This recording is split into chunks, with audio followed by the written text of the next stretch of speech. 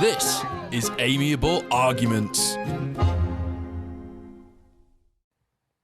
Hello, ladies and gentlemen. Welcome back to the next episode of Amiable Arguments. I have the genuine pleasure to be joined today by Alistair, who was a part of the think tank and campaigning group A Force for Good, which is a Scottish Unionist movement. You're speaking to me from Glasgow right now, is it, Alistair? Absolutely, Luca. We're speaking to you from what we like to call the great British city of Glasgow. I like it. And where we've been based now since the 21st of March 2012, when we formed a couple of years out from the referendum back in September 2014. Yes, I remember. And it was decidedly quite in favour of union, wasn't it? It was a pretty strong, decisive win back in the time. Well, it absolutely was. It was 55% to 45% for staying part of the United Kingdom and keeping Scotland British. But to be frank with you, the 45% which they finally managed to get should never have been so high. Because when they went into that referendum, they were sitting at about 20%. If you want to be generous, some opinion polls were saying 25%. And they basically added another 20% at least onto their total for the absolutely miserable policy of destroying the United Kingdom. You know, here in Scotland, there's always been a small, usually a minority of people who wanted independence. And prior to devolution, they never really had much political power, and they tended to just be confined to the fringes. And occasionally they would elect, a small handful basically of SNP MPs to Westminster. But the idea of Scottish independence is one that could easily have grown, and unfortunately Tony Blair gave them the rocket to lift off on when he built his own gallows, which was to say when he built Holyrood and devolved power essentially to people that were going to use it against the centre at the end of the day. Of course, they did that thinking that they themselves would always be in charge of Holyrood. And for the first couple of Holyrood elections, the Labour Party's plan went as they had imagined it. And then it was the third election in 2007 when, in fact, the SNP took the reins of power, and they've been in charge ever since. And the Labour Party has been struggling, although it's on a little bit of an upward trajectory at the moment. Eventually, after all of these years of Scotland suffering under this absolute a terrible benighted politics, which when you think about it, it's all about separation, it's all about division, and it's all about destruction. It actually wants to tear down everything that we've built up through the centuries and basically set us off in these separatist directions, which no good will come from. There is no good end to separatism in this sense. So I suppose my most broad question in terms of the debate around Scottish independence and staying in the Union is that if indeed it is the case that there are more Scottish Unionists than there are Scottish separatists, why is it continually the case that the SNP are constantly getting put into power if the message is quite clear to them that actually the people of Scotland, generally speaking, aren't in favour of it? Yes, it's a good question, and really, sometimes the answer is really quite simple, and it's because the pro-UK point of view is a wide one, and it is also a very diverse one, and it's also split between at least three political parties, Tories, Labour and Lib Dems.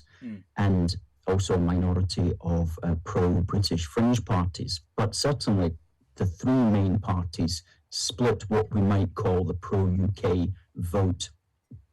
And therefore, and that's always going to be the case, unfortunately, because you can't really genuinely ask the Tories and Labour at the actual polling station. You can't ask them all just to join together into one party. The best that you can do is that when, for example, at council level, when you have Tories, Labour and Lib Dems elected and SNP elected, the best you can do is try to have a Tory Lib Dem Labour coalition, which in fact they do have in Edinburgh at the moment, even though of the parties that were elected, the SNP took the most seats. You know, yes. The Tory, Labour and Lib Dem have been able to form a coalition. And so you can keep them out and you can cooperate at that level. But at the actual level of walking into the ballot box, ballot station and casting your vote, I don't ever see the Unionist parties coming together in that way. No. But that's that division, because we're divided essentially three main ways. And the SNP people just get together and get behind each other, then that's how we lose out. Yes, I mean, to be fair, that does seem perfectly uncomplicated. But again, it sort of suggests to me that were it a case that Scotland and indeed the rest of the United Kingdom were to be governed by a system of proportional representation, then these separatists would never really get the level of voice that they actually have, because they would be drowned out by the majority of Scottish people. Does that follow? It follows to an extent. I mean, here in Scotland, we do have proportional representation at the Scottish Holyrood election. Right. And even that system of proportional representation still delivers the most seats to the SNP. Okay. So there's that. However, if it was simply a first-past-the-post system, then I think the pro-UK people would actually probably be worse off. So at least at Holyrood, with it's a mix of first-past-the-post and proportional representation at Holyrood. And with that system, it does tend to give a fairly reasonable representation of numbers of MSPs against the numbers who actually voted for that party. You know, it's not a bad system that they use. Okay. And so at least that's one saving grace here in Scotland, I suppose you could say. Fantastic. So I suppose let's cut to, I mean, obviously you feel very passionately about this. Most people, well, in fact, no one listening will actually be able to see Alistair's room right now, but it's strewn gloriously with Union flags and enormous, British paraphernalia and as such, and it's really quite wonderful and uplifting. So I suppose, Alistair, I would just really like to get to the heart of, what do you love about the Union? Why do you feel so strongly about the brilliance of it, to be in favour of its preservation? Where does all of this sentiment and loyalty come from? Well, I've always regarded myself as British. That's always been my identity. And yes, of course, I'm Scottish and British, but I've always liked the British identity, particularly because it is a unifying one. And I don't want to do any kind of psychological in-depth look at myself, but I was born in Hong Kong to a British Army family. And that was just at the close of empire, basically at the end of 1965. And then we stayed in the British Army and we were in West Germany. And then my father got a job in Libya. And then we moved back to the family home, essentially, or where both of my parents were from, which is Ayrshire, in the Doon Valley and Turbolton areas of Ayrshire. And by the time I moved back to Scotland, I was 9 years old, but I actually already had quite a cosmopolitan view of the world because I had been sort of all around it, and I had always regarded myself as British, even at that small age. And ever since then, ever since coming back to Scotland, where I've lived largely most of my life, although I spent six years in England, I've always just thought the British identity is an absolutely brilliant one for bringing us all together. For example, I can go and live, if I wanted, which I don't, but I could go and live in England or Northern Ireland or Wales, and it would still be my country, you know. And a Welshman or a Northern Irishman or an Englishman can come up to Scotland, and it's still their country, you know. And people who say, "Oh, that's not your country. Your country's England," or you know, some of the Scottish nationalists, they even refer to England as a foreign country. I mean, that sort of mentality to me is so alien. I cannot even begin to understand where that comes from at all among some fellow Scots. They sound like they're ready to don the suit of armour and refight the Battle of Bannockburn or something like that.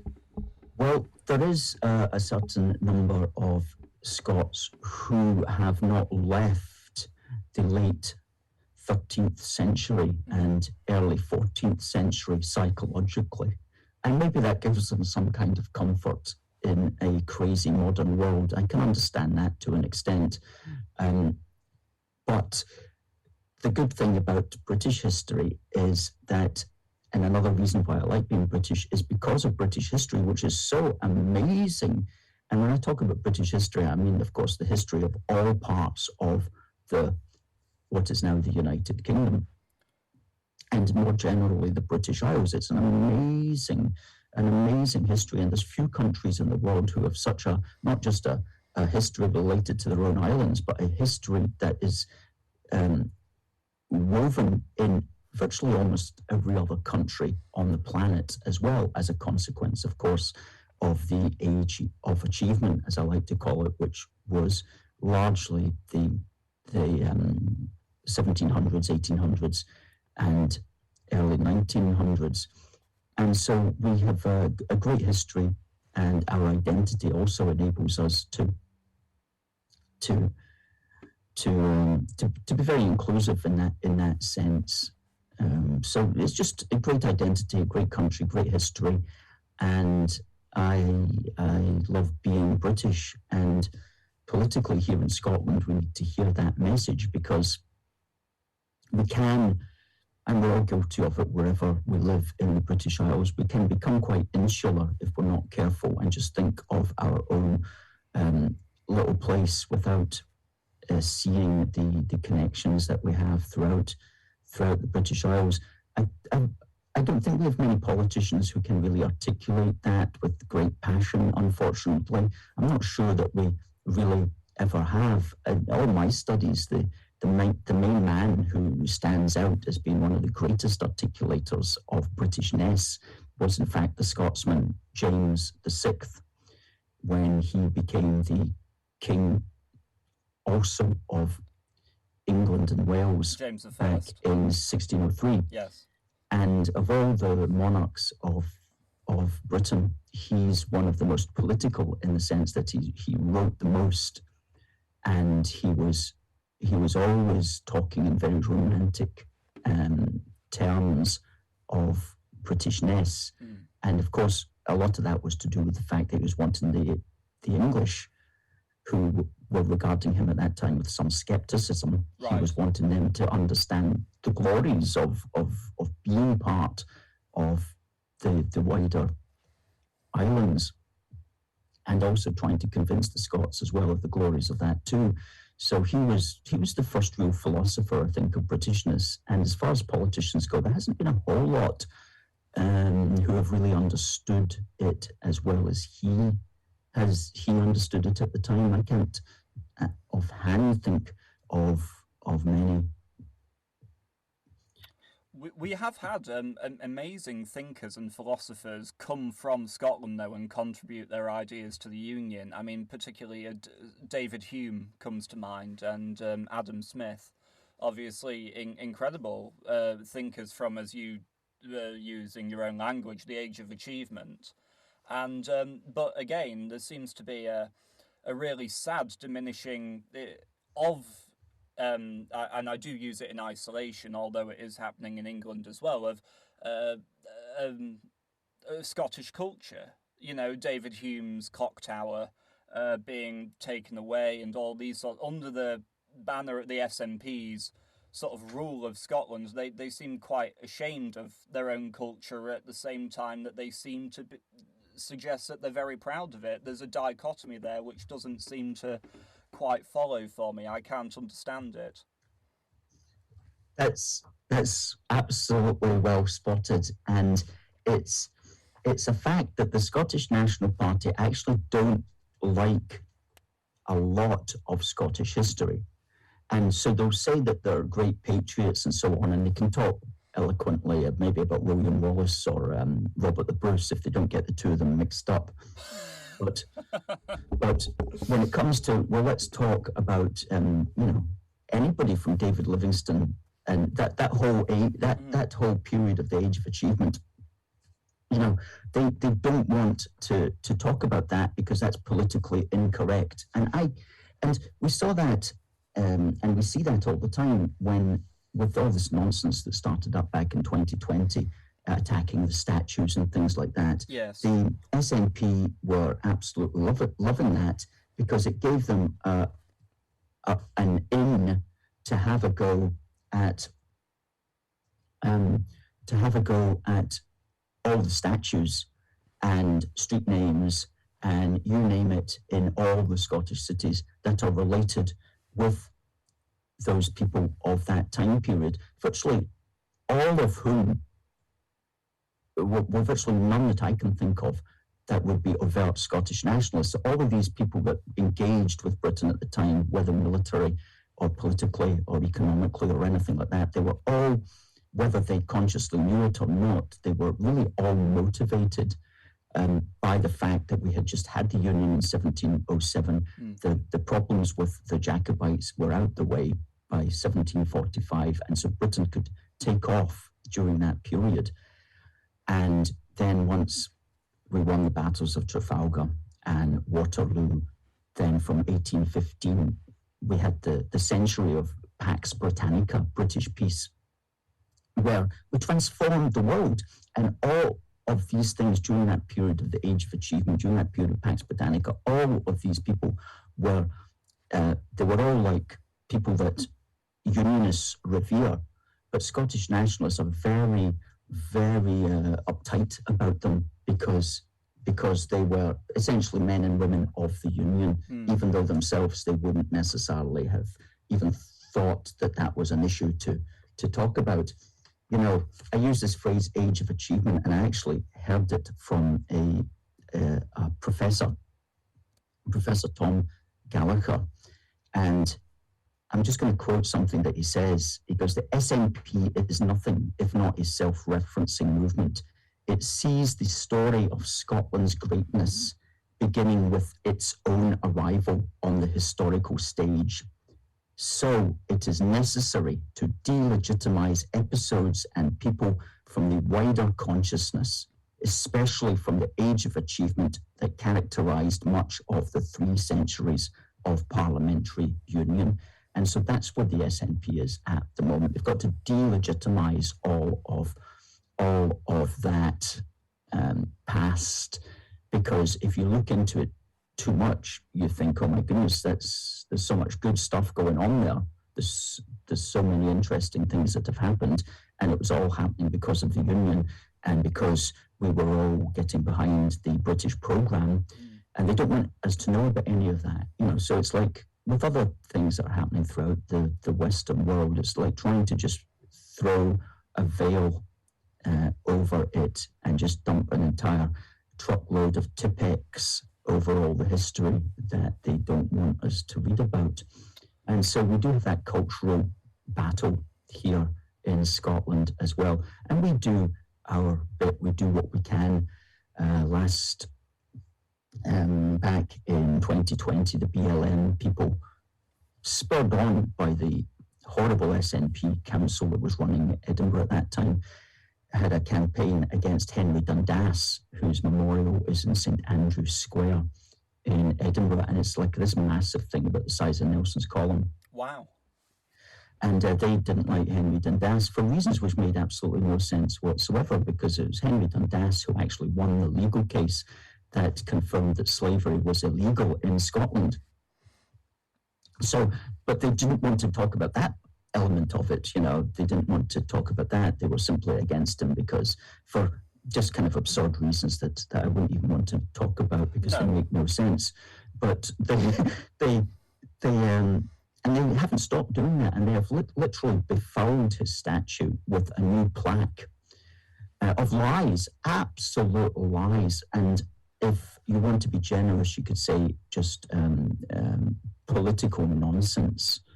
But I think that the lies which have written, that they've affixed this politically correct plaque so that you look at it, and rather than saying, oh, who's Henry Dundas? Let me do some research. Oh, he was interesting. Oh, he did that. Oh, I can see why some people might not like that, blah, blah, blah. No, they've got to tell you.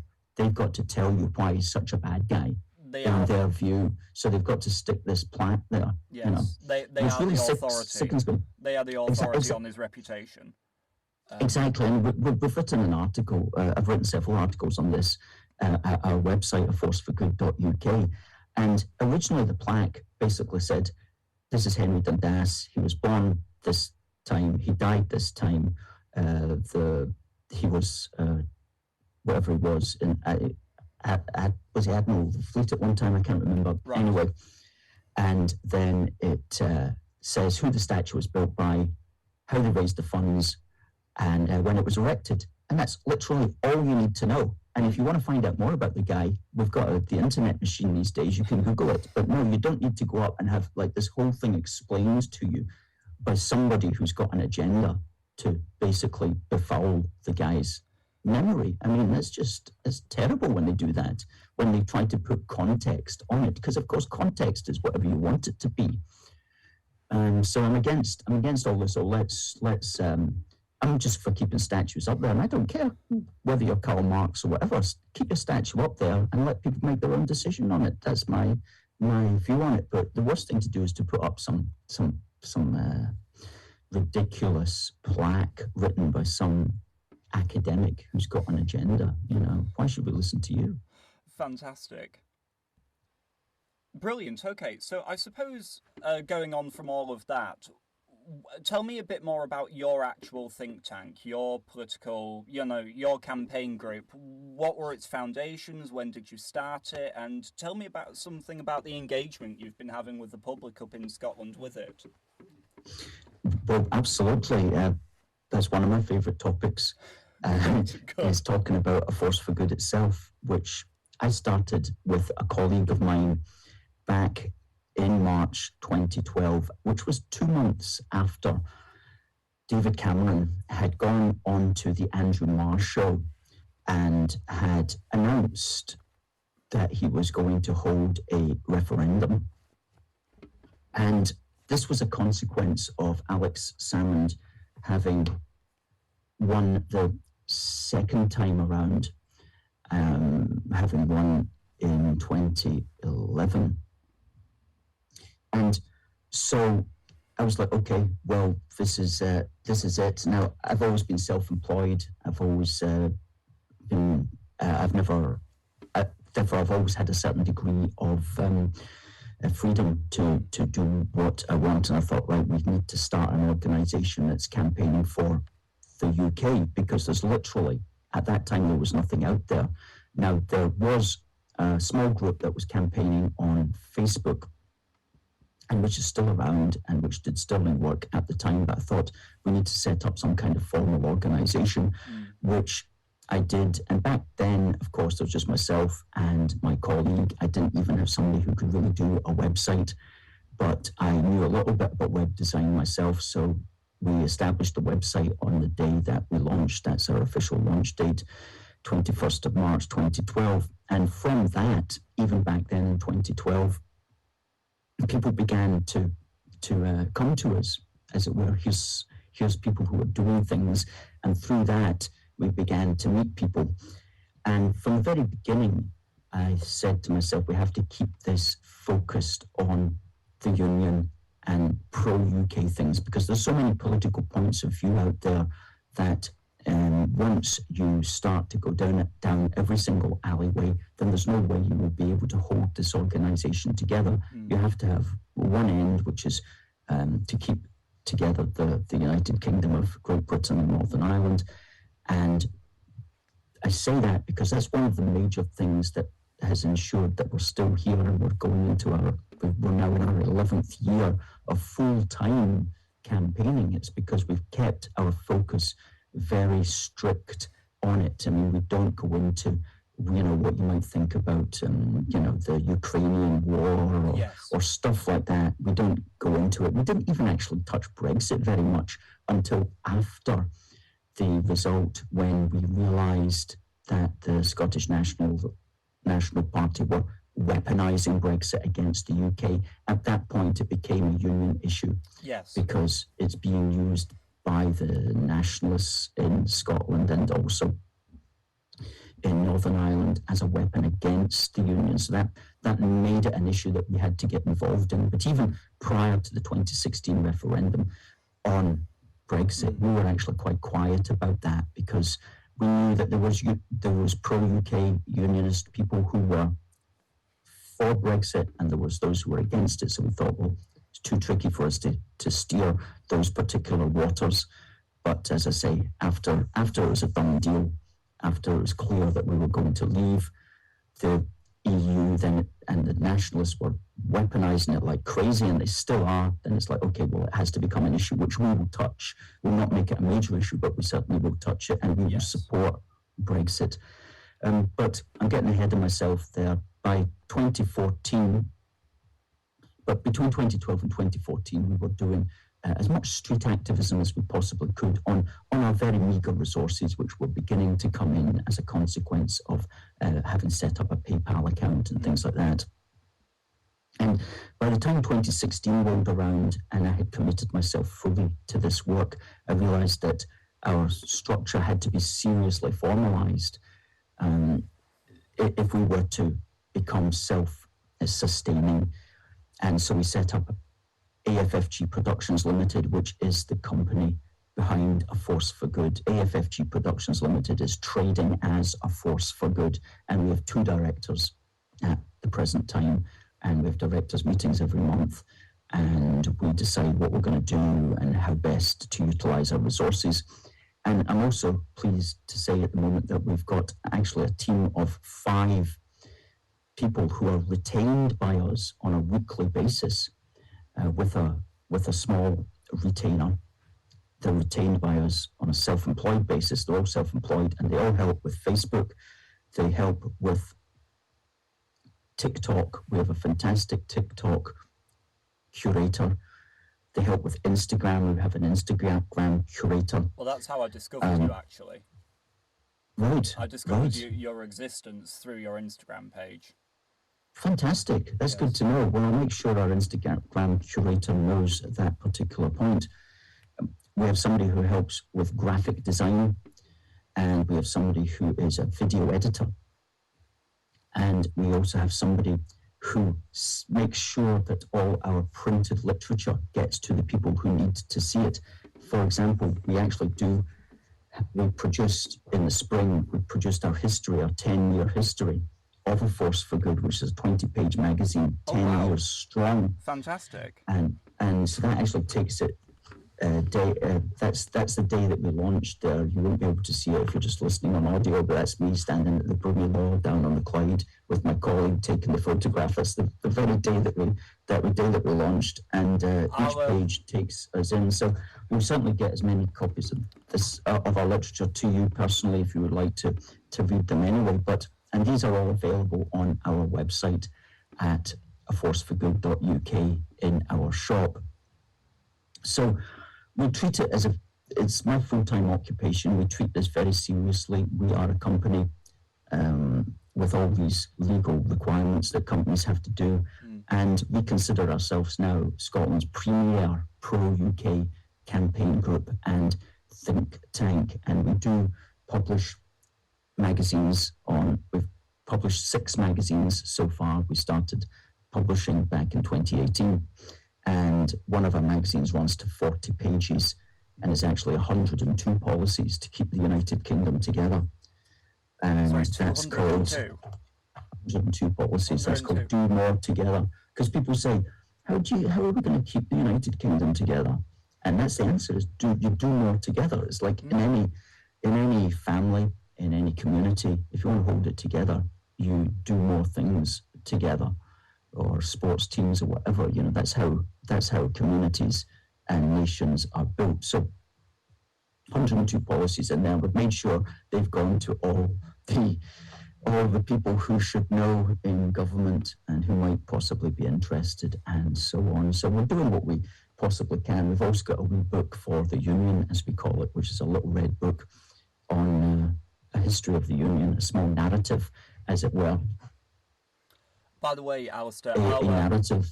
I'll make a point. All these things you're actually showing me right now, I'll make a point of finding some pictures of them and putting them on my Instagram so those at home can actually see them on my Amiable Arguments Instagram as well.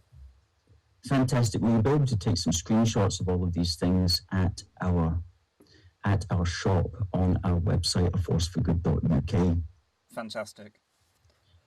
Okay, so so I suppose one of the other things that I've been wanting to ask you as well is that do you see, because obviously to go back to the Brexit thing, I totally agree with you that the SNP have played a very heavy hand in using that to further, because after the 2014 Scottish referendum, you know, decisively won in favour of remaining, the Brexit referendum then created another reason why, in the space of a single generation, it was now legitimate to have a second Scottish referendum.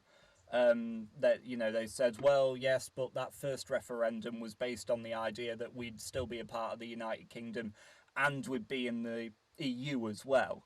And now, because now Britain has left the EU, that gives the Scottish people a right to have another say on whether or not they want to be a part of the EU or a part. So now they have to choose between the two.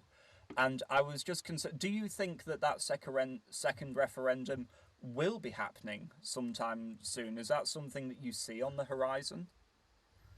Well, to leave that point for a moment until I just answer the question there, the point about the Brexit referendum. You know, when we went into the 2014 Scottish referendum, everybody in Scotland, if they had been paying attention, knew that there was the potential for a referendum coming on membership of the European Union.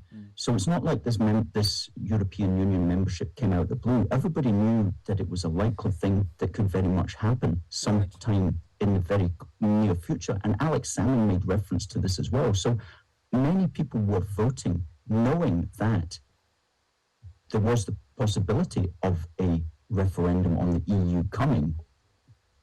And they still voted to stay in the United Kingdom. So the idea that this was some sort of game changer, that the 2016 Brexit referendum was a game changer, that's certainly an idea that's pushed by the Scottish National Party, but they have their own agenda to try to pretend that this has changed the game in some way.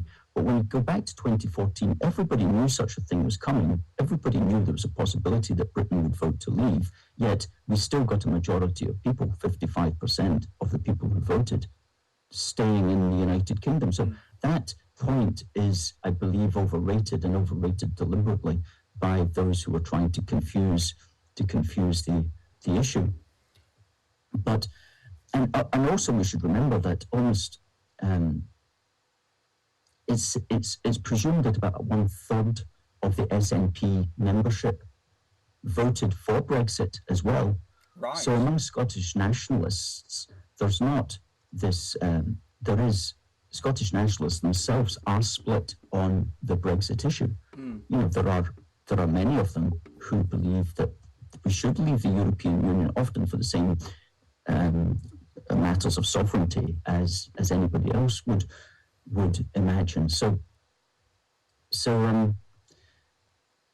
that the reason that we've still got all this palaver and all this hype about a second referendum is because there's not been a British government since that has really just put the kibosh on it and said, look, we've had a referendum in 2014, we will not give you another referendum.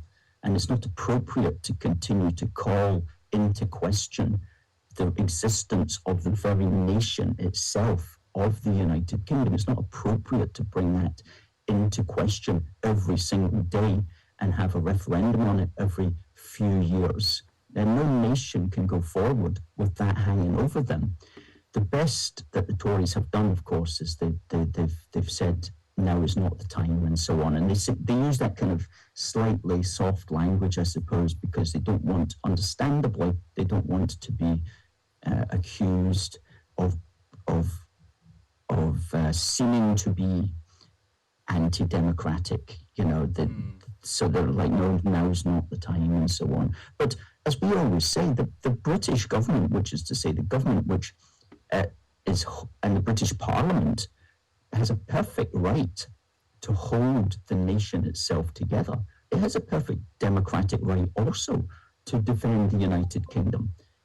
Everybody who votes for an MP to be sent to the British Parliament is voting, whether they appreciate it or not, they are voting to send people to the Union Parliament, the Parliament that makes decisions for all of the United Kingdom. Even if you're an SNP MP, you're in the Union Parliament and you have a perfect right to speak as an SNP MP for anybody in the United Kingdom if you choose. Well, you're not just speaking for your people back in your particular constituency. If you get elected to the Union Parliament, you are now a British MP and you vote on British matters for all of the United Kingdom. That's the point of the Union Parliament. And there's one party that understands that, and that's Sinn Féin. And that's why they don't send anybody to the Union Parliament, because they don't want to be part of the British political system. So, Parliament, the British Parliament, has a democratic mandate to hold the United Kingdom together, and it will always have that so long as Scotland sends MPs to Westminster. So we've got a democratic mandate as much as the SNP, in fact, more so than the SNP at Holyrood claim to have a democratic mandate. Unionists who send MPs to Westminster are giving a democratic mandate to the Union Parliament to hold the Union together, just as much as people in Holyrood might think that they have some kind of democratic mandate to destroy the United Kingdom. So it balances out. Are we going to have a second referendum? Not in the immediate future, no. I'm absolutely certain that the present government will hold off. The next general election is meant to be in sometime in 2024. Yes. What's going to happen is that the SNP are going to use the rest of this year, and they're going to use 2023 to talk up a second referendum and to be inevitably refused it, whether in the courts or wherever. And they're going to try to generate ill feeling and anger, and they're going to try to talk about how anti-democratic this is, and they're really going to try to mess up society in the hope that when the British general election comes along in 2024, they will have created so much ill will in Scotland that everybody will rush to vote for the SNP, and then they're hoping to sweep the board, and they're hoping to say, this is our mandate for another referendum, and they're hoping that whoever gets elected in 2024 will not have the moral stamina to oppose them and will give them a second referendum. So it very much depends upon what happens in 2024. And there's various, and who gets elected? Will it be another Tory government? Will it be a Labour Lib Dem coalition? I don't think they'll have the moral stamina to oppose the SNP, unfortunately, but let's hope that they do. But do they also, would a Lib Dem Labour coalition also have the stamina to basically say, yes, we're willing to risk the dissolution of the United Kingdom? Would that they would have, if they were to be honest with themselves, they would have to admit to the British public that they're willing to give the SNP the right to another referendum. They would have to come out and say that, because if they didn't come out and say that, that would be a tremendous dishonesty. Not that political parties have a legacy of being enormously honest, but you take my meaning. You're saying that they would have to come out and say we're not willing to risk the continuation of the United Kingdom on this throw of the dice. Yes. Yes. They should realise that that's what's at stake. I mean, that's absolutely what's at stake. I mean, look at the situation which we just referred to earlier. We went into the 2014 referendum with the nationalists at 20 to 25% of the vote, and they ended up at 45% of the vote. Now, depending upon what opinion poll you look at just now, it's either still the same as it was in 2014 or it's 50-50. But if we're going into a referendum at 50-50, crying out loud, I mean, that's a very dangerous situation for those of us who believe in holding the United Kingdom together, because it doesn't necessarily come down to who's got the best arguments. Politics is about who's got the power to dominate debate, who's got the loudest bullhorn, who's got the most money, who's got the media channels. I mean, here in Scotland, the Scottish media is totally beholden to the SNP, totally. I mean, I've been in this for 11 years. I've never been invited by the BBC or STV onto any of their programmes. I mean, they don't want to touch any grassroots unionism. You put on STV, which I call Scottish National Party TV, SNP TV, or you put on BBC, which isn't a whole lot better, and it's people you've never heard of talking rubbish about why essentially we should destroy the United Kingdom. And I mean, if we're going to have another referendum, these people are just there's going to be more and more of these people. You're just going to be totally bamboozled by this. There's no way we should risk such a throw of the dice. No way we should do it. And we're trying to keep the United Kingdom together here. It's a big issue. So let's hope they don't. And you see, yeah, absolutely. I feel, as I say, I feel very strongly about this. No, I can tell. It's very encouraging. It's quite inspiring, I have to say. I suppose we are running up to 3 o'clock, so would you like to round this up, or would you like to go? I'm happy to keep talking if you want to, absolutely. Yeah, sure. Okay, so let's talk about some sort of practical solutions to this. If it is, as you say, according to some polls at 50-50, then how do you feel that this, because ultimately I think we will both agree that in order to preserve the Union would require the diminishment of the power and voice of the SNP. And so how does that come about? Does it come about through simply changing the hearts and minds of the more radical nationalists in Scotland, or does it come down to something even more radical, which is the British government basically dissolving the devolved parliaments and returning things to a pre-Tony Blair form of government? What are your thoughts on those? Well, I hear people saying what we need to do is to dissolve Holyrood, and I understand the sentiment of that. But politically, I can't see how such a thing could really happen. No, nor do I. No. I think the only way you would do something like that now is if you were to elect a party, for example, at a Scottish election that was for dissolving Holyrood, and they got the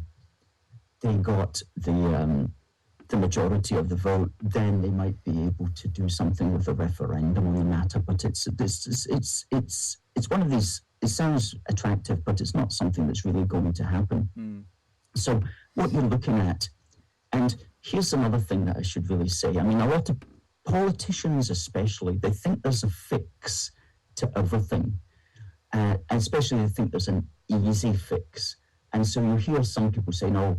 What we need is like federalism, and that will then balance somehow the idea that England will have its own parliament as well.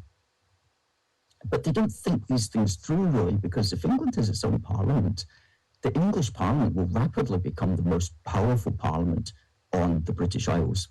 And the British Parliament will not be dealing with any matters for England anymore. So what's the British Parliament going to be dealing with? It's going to be dealing with like defence possibly, and maybe macroeconomic policy.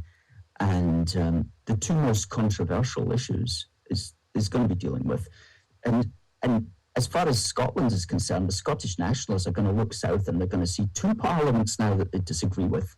And before you know it, we'll be back to pre-James VI. We'll be back to the 1500s when Scotland and England saw each other as basically, they weren't friends, put it that way, or they were serious competitors. I am familiar with the history, yes. Yeah, so the first thing is to say there's not an easy fix to all of this, but we take the long view, and what you basically want people to do, to understand over time, is the value of the United Kingdom. So you promote the value of the United Kingdom, and that tends to take away the power of the Scottish nationalists, because the whole power of the Scottish nationalists is about saying that the United Kingdom is a bad thing, that it's a very bad thing, that, for example, not just presently, but historically, everything's bad about the United Kingdom. So they're trying to devalue the United Kingdom. And so you fight back against that by encouraging people to value the United Kingdom. And how do you do that? You encourage people to appreciate the United Kingdom. How do you help people appreciate the United Kingdom? You do so by demonstrating its value and benefits. And how do you demonstrate its value and benefits? You do more things together, not more things apart. We do more in cooperation and solidarity, not more things differently and separately. And so at the end of the day, we always say the way to keep the United Kingdom together is simple. The lasting solution to defeat those who want to separate us into four separate and squabbling pieces is to do more things together and less things apart over the months and years and generations to come, and build a political system that enables us to do more things together so we can value and appreciate the United Kingdom. And that will, over time, encourage hearts and minds to see the importance of solidarity and unity in our islands. So that's a long-term thing, but it should start now. And in a sense, that's what we're about as well, is just trying to demonstrate to people the value of these things, and knowing that you can't persuade everybody, and that there'll always be a certain amount of people in Scotland for various reasons who don't like the idea of unity and solidarity in our British Isles.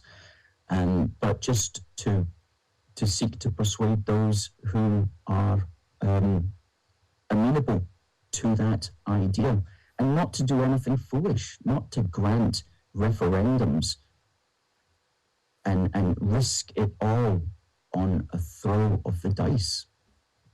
And that requires political leadership and political imagination and things like that. But there's no easy fix. And the way that at the end of the day, it's a long-term work. I mean, I suppose it's that thing as well that for myself, from my own point of view, I remember, obviously, I was fairly young and apolitical in 2014 when that referendum was happening. But I remember at the time sort of thinking, as someone, obviously, who comes from England and not Scotland, well, if the people of Scotland vote to leave, then they do have a sovereign right to do so. But I would have also have thought it a great tragedy, all the same. And I try to be consistent about these matters of independence as much as I can. I think that Scotland has as much right to choose its own destiny as indeed the Union itself does in the case of Britain in leaving the European Union. But at the same time, there are arguments. For my own part, I would obviously, if I were a Scottish citizen voting in a referendum on keeping it together, I would undoubtedly vote to keep the Union together. But if and I won't end on this darker note, but if there is a a darker future ahead where the SNP does get its way, do you think Scotland survives? What do you think happens to Scotland in that future? Because I suppose making a forecast of what that future look like can be as invaluable to your cause as can basically saying why things should be kept the way that they are now. If such a tragedy were to befall these islands, it's not really about Scotland breaking away. It's about the end of the United Kingdom. You know, there's no rest of the United Kingdom that's going to be left if such a thing were to happen. Because if, let's just play devil's advocate and imagine that there was a referendum next year and somehow she won by 51% to 49 or something like that, which would, and say it was a low turnout as well, that would be like a tiny percentage of the overall UK electorate had actually destroyed the United Kingdom. I mean, that in itself is an argument against holding such a referendum. And there's no, what would then happen, of course, is Northern Ireland would be leaving very shortly after that, because if Scotland and England, which are the heart of the Union, if we can't hold ourselves together, then Northern Ireland will just say goodbye, and Wales will be off on its Mark Drakeford trip to basically nowhere. That's a as well. And then England would be thrown into turmoil as well, because although not everybody maybe appreciates it, that the power of England as an entity does depend upon Scotland and always has done, for defence purposes and as well as for other economic reasons as well. You know, we work together very well, and we are like a unified body. You know, so if you chop the arms off of it, the body itself is going to die eventually. So I agree. This perhaps isn't fully appreciated either by most people in Britain, and it's probably not even appreciated by most people in Scotland or even Scottish nationalists for that matter. But it would be the end of the United Kingdom, and it would signal the end, and the end would come very, very quickly, just within a few years thereafter. So it's a very serious matter. This is about the end of. It's about basically the destruction of the nation that we've known all our lives. This is what essentially is at heart here, and so who knows? That would have world echoing repercussions. It's not just, oh, how would Scotland cope? Would we have enough, money or whatever? No, the world changes. If the United Kingdom is destroyed, the world changes. The United Kingdom is one of the world's foremost powers. Top 5, easy. Without us, without the United Kingdom being held together as one, the world will change. So it's not just about Scotland, it's about the world changing. And that's how deep this actually goes at the end of the day. So I can't answer your question about how will Scotland cope, because the world will have changed utterly. No, well, that's very well reasoned. Yeah, and it's absolutely absurd to think it could change on such a tiny number of voters as well. Because the way at the moment, and I used to think, referendum's a great idea, but then I saw how divisive they can be, that I'm not necessarily a great fan of them anymore. But imagine we went into a referendum and the law was, you just need one vote to win. And the whole campaign stuck around 50-50 on each side, and the yes to breaking up the United Kingdom people won by, a few thousand votes. I mean, that's I think morally wrong as well. If you're doing something like, shall we break up the United Kingdom or not, you want to be winning by like 80-20 or like 90-10 or something, not just by a few votes over the 50% mark. Yeah. So it's madness. It's madness to be even thinking about such crazy referendums, let alone thinking, do we give them the right to do this? Well, I certainly take your reasoning, and I think it's very well argued. We're sort of coming up to the end of this hour-long podcast now, so I'd like to end, Alistair, by just you telling me a little bit about, and wrapping up with, what are some interactions that you've had with the public? What's the, when you go out there with your stalls and your union flags and you meet Scottish people out there on the streets of Edinburgh and Glasgow and other places in Scotland, tell me a little bit about that experience. Sure. Well, we're out with our street stalls most Saturdays. Certainly we're out every Saturday this June, and we were out yesterday in the Royal Mile. We were just getting good responses yesterday. We didn't have any Scottish nationalists arguing with us at all yesterday. Wow. 2 weeks ago in Glasgow, we had a couple of Scottish nationalists, and it's really interesting to see what it is that really gets them going. And there was only two of them. One person didn't like the fact that he couldn't watch the Scottish football team on terrestrial television, and he didn't have Sky, and he somehow blamed this on Boris Johnson, whereas one of our people behind the table actually put him right, that apparently, and I don't really know much about this, that the rights have been sold off and you can only watch it on Sky. So that was the thing that he wanted to destroy the United Kingdom about, because he couldn't see the Scottish football team play on terrestrial television. So that's one guy. And then the other guy came up with this really arcane point about how Britain doesn't have a constitution. And I said, well, we do have a constitution. It's just an unwritten and uncodified constitution. And he thought that we should have which is better. And I mean, you could argue that endlessly. And all I said to him is, look, do you want Boris Johnson to write the British Constitution? And he was like, oh, was. And I'm like, it doesn't necessarily mean it's going to be a good thing to have a written constitution, because it just depends who's going to write it. Yeah. And so you could write all sorts of rubbish into a constitution, depending upon your political point of view. So those were the two deep arguments that we came up against. Right. Wow. So, you're not really, to be frank with you, it's kind of that level, really. And what other things? There's not really much out there. There's sort of, people don't like, some people, the Scottish nationalists, they don't like Boris Johnson or whatever. And but that's just a kind of political point of view. Like, you could put Keir Starmer in there, but not like him either. So they're just arguing, wanting to break up your country because you don't like personalities. Well, that's also ignorant. It's funny because isn't that exactly what David Cameron said at the time of the referendum? He said, and I remember it, even though I wasn't because I remember it being one of the few times where I really connected with the words of a politician, where he said, look, you may not like me, and you may not like my government, but I'll be gone eventually, and this government won't be forever. But if you choose to do this, and if you choose to leave this will be forever.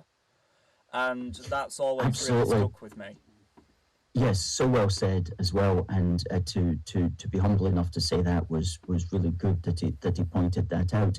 But unfortunately, so much politics is about personalities, and people will vote on that basis without thinking. Because I have, a lot of people don't remember what happened yesterday, let alone what happened last week or whatever. And not everybody's got a sense of historical consciousness or anything like that. So